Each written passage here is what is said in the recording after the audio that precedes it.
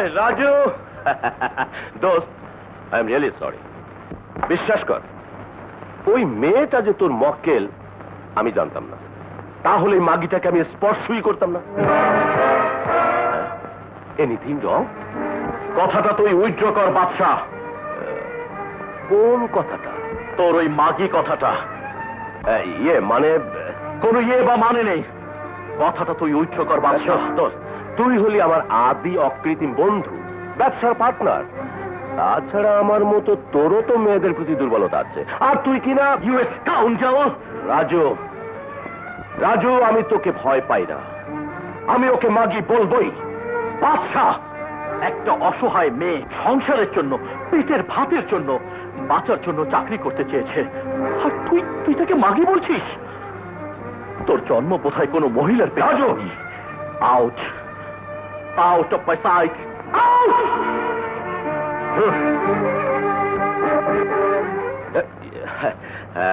আমাকে মাফ করে দেবেন।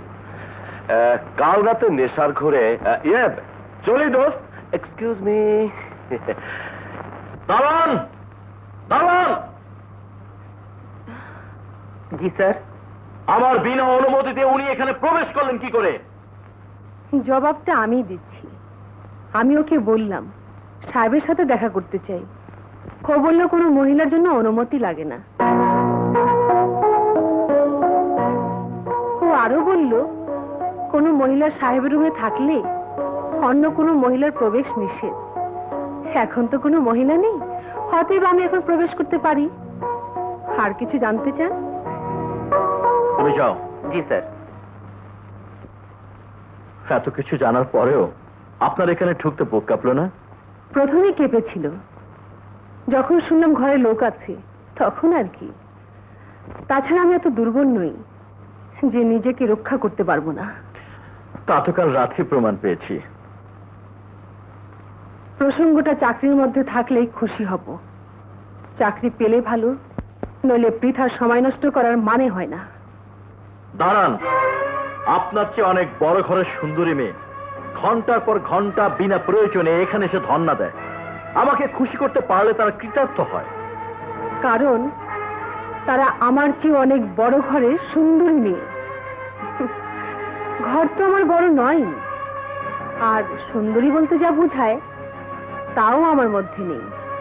সুতরাং আপনাকে কৃতার্থ করা আমার হয়ে উঠবে না। কি ধরনের চাকরি আপনাকে খুশি করবে? বাবা, ফুপু, বোন সহ চারজনের দুবেলা দুমুঠো ভাতের সংস্থানের মতো যে কোনো একটা ভদ্র চাকরি। চলুন আমার সাথে। কোথায়? আমি কোনো মেয়ে লোকের প্রশ্ন করা পছন্দ করি না।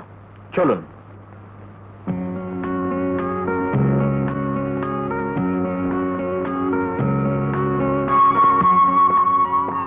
শোনো,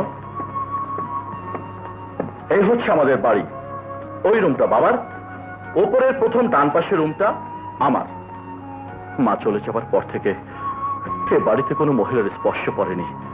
আজ থেকে তুমি এই বাড়ির দায়িত্ব নেবে। এত বড় দায়িত্ব কি আমি পালন করতে পারবো? অফকোর্স পারবে। তোমাকে দেখেই মনে হয়েছে অফিসে নয়, বাড়িতেই তোমাকে মানায়। আমার চাকরির পোস্টের নামটা কি হবে? যা তোমার ভালো লাগে, নামের পরে কিছু একটু বসিয়ে নিও। তবে ইয়ে প্রাইভেট সেক্রেটারি হলে বলে ভালো হয়। তাহলে তুমি কিন্তু আমাকেও দেখতে পারবে। মানে? মানে আমার জীবনটা মানুষের জীবন নয়, কোনো কিছুরই কোনো ঠিক নেই। তোমার যদি কোনো আপত্তি না থাকে তাহলে আমার দায়িত্বটা নিয়ে নাও। তাতে আপনারই অসুবিধা হবে। দায়িত্ব পেলে আমি আবার যথার্থভাবে পালন করি, তখন আবার বিরক্ত হয়ে আমার চাকরিটা। সাহেব, এই যে এ হচ্ছে রহমত চাচা। ছোটবেলা থেকে আমাকে কোলে পিঠে করে মানুষ করেছেন, আর ইনি কাল থেকে এবারে সবকিছু দেখাশোনা করবেন। কি ভালো হলো না চাচা? ভালো, খুব ভালো হলো। সংসার কি পুরুষরা দেখতে পারে মা? আজ তাহলে আসি, কাল থেকে সব বুঝে নেব। আসসালামু আলাইকুম।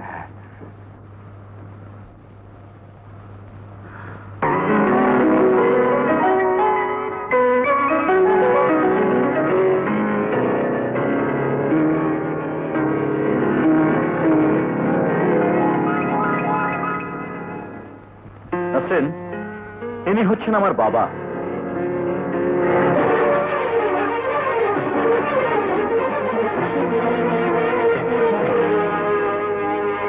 ইয়ে মানে উনি ওরকমই, তুমি কিছু মনে করো না। ওনাকেও কিন্তু তোমার সামাল দিতে হবে। ঠিক আছে।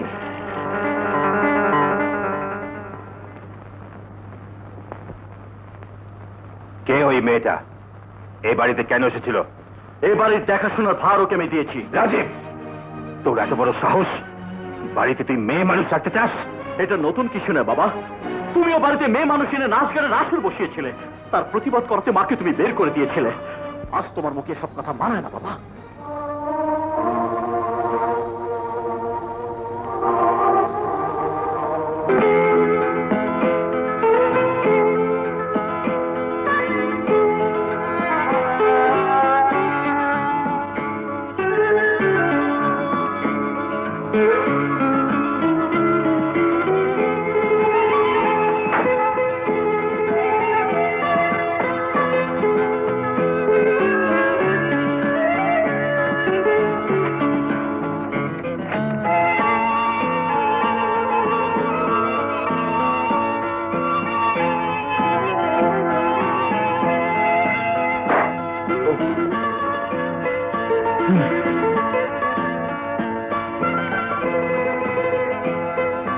No whiskey today.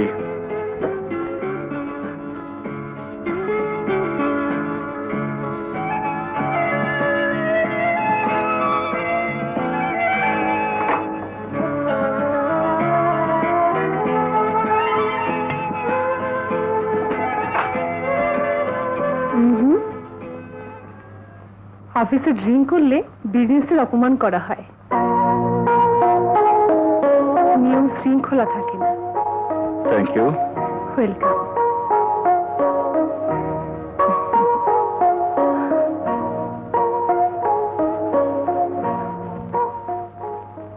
বাবা, আমার প্রথম রোজগারের টাকা দিয়ে কেনা। তুমি প্রথম না খেলে আমার মন ভরবে না।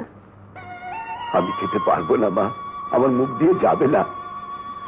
বাবা, আমি পিতা হয়ে অসহায়ের মতো বসে আছি, আর তুই মেয়ে হয়ে আমার মুখে খাবার তুলে দিচ্ছিস।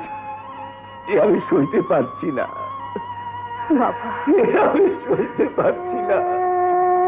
তোমার যখন সামর্থ্য ছিল তখন তুমি আমাদের জন্য সব সুখ তাচ্ছিল্য করেছো, আর আমি তোমার সন্তান হয়ে তার একটু প্রতিদান দিতে পারবো না? খেয়ে নাও ভাইজান, নইলে নাসরিন কষ্ট পাবে। খাও বাবা, খাও।